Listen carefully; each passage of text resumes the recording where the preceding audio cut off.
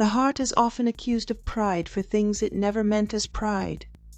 And sometimes what looks like arrogance is just a soul trying to believe what God has already said is true. Welcome to Wisdom Wednesday. Some people call confidence pride because they've only ever seen confidence used the wrong way. Others mistake healing for arrogance, joy for boasting, or identity for ego. But not everything that rises in you is trying to lift you above others.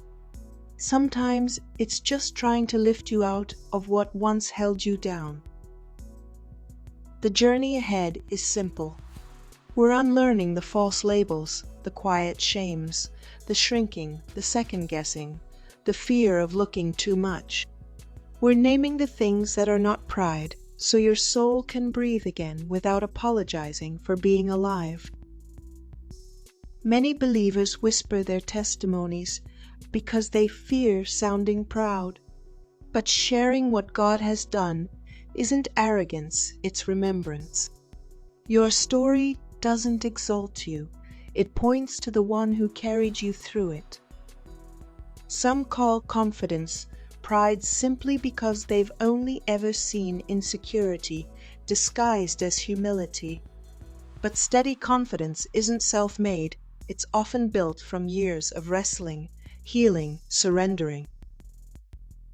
Confidence rooted in truth is not pride, it's clarity. It is not pride to admit you've grown.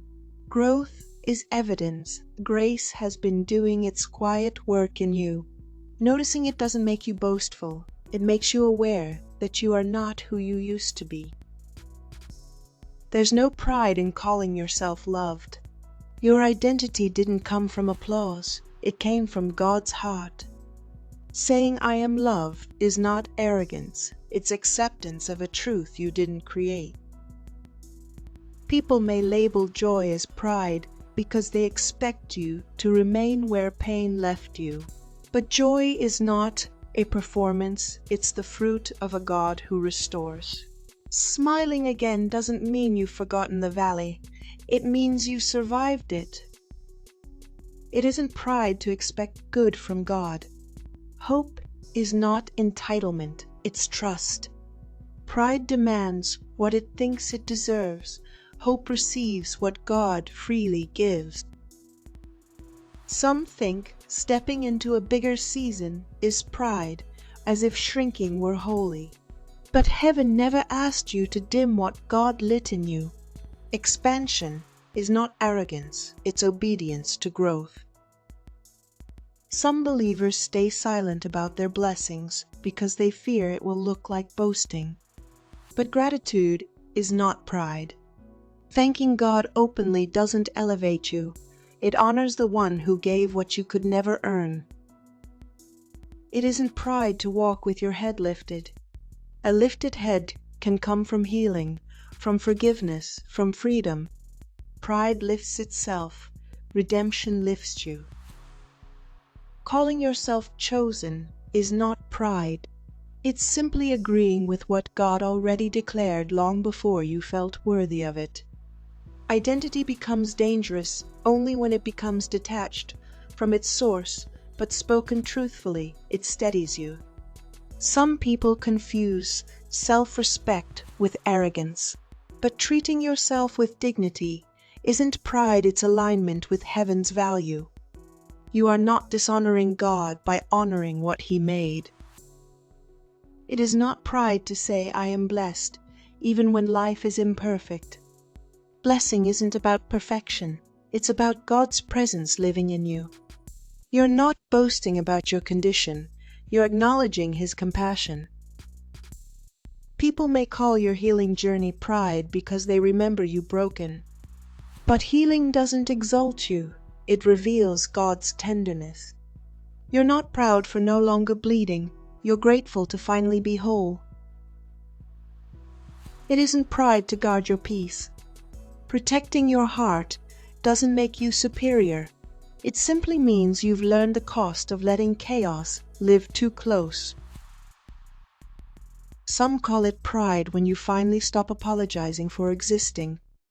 But learning to stand in your God-given identity isn't arrogance, it's healing.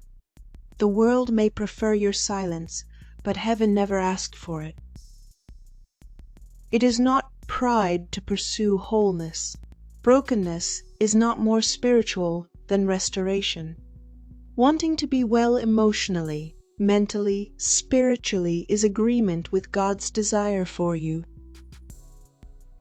People may misread your boundaries as attitude, but boundaries aren't walls of pride, they are doors of wisdom. Protecting your heart doesn't elevate you, it merely keeps you healthy enough to love well. There is no pride in stepping into opportunities you once prayed for. Your answered prayers aren't ego, they are evidence.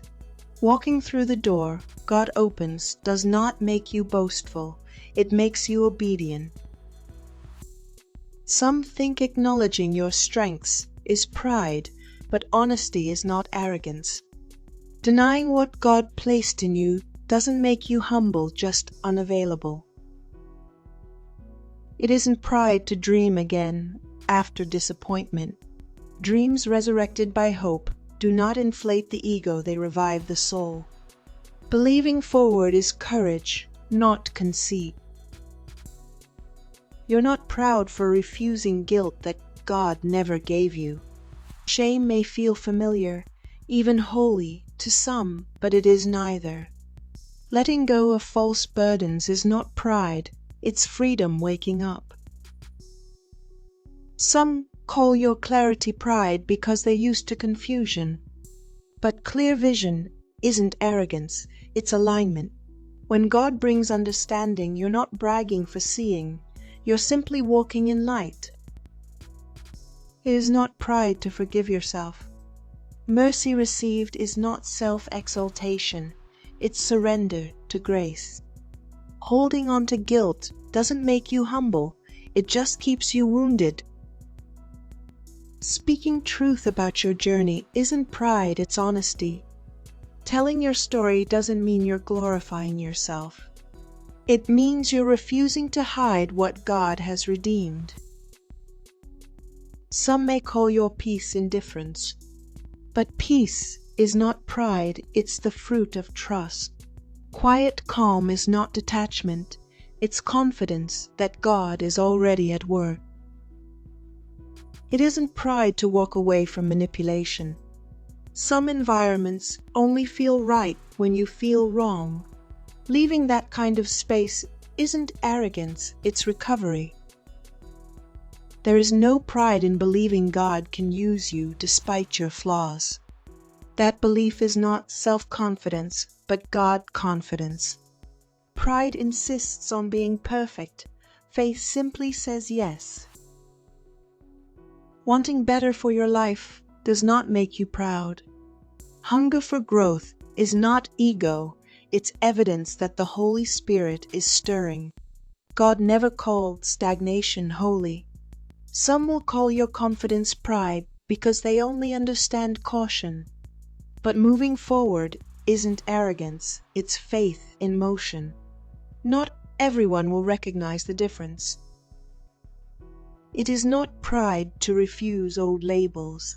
Names spoken in pain, fear, or ignorance don't get to define your future. Letting them fall off isn't arrogance, it's awakening. People may accuse your joy of being prideful simply because they're still hurting. But joy doesn't mock suffering, it testifies that healing is possible. Your light isn't meant to dim itself to match someone else's night. It isn't pride to rest when you need rest. Rest is not laziness, and it's not self-indulgence. It's obedience to the way God designed your humanity. You're not proud for asking God to guide you. Dependence is not arrogance, it's humility in action. Pride pretends it knows the way, trust admits it doesn't. Some call self-awareness pride when it's actually maturity. Seeing your strengths and weaknesses clearly doesn't inflate the ego, it grounds the soul. Pride is blind, honesty sees. It is not pride to refuse comparison. Stepping out of the race doesn't make you superior, it makes you free. Comparison thrives on insecurity, not truth. Some mistake your healing for pride because they remember you broken. But God doesn't restore you so you can pretend you're still in pieces. Healing is not arrogance, it's evidence that grace is still alive. It is not pride to say I matter. You're not elevating yourself, you're agreeing with God's design. Dignity isn't self-exaltation, it's identity reclaimed. People may misunderstand your refusal to settle. They'll call it ambition, ego, even entitlement. But there's nothing prideful about reaching for the life God whispered into your spirit. It isn't pride to stand tall after a season that tried to crush you. Survival shapes a different kind of posture, one born from perseverance, not pride. Some victories make you quieter, not louder. Some assume your boldness is pride because they're used to silence. But speaking truth doesn't make you arrogant. There are moments when silence would be the greater disobedience.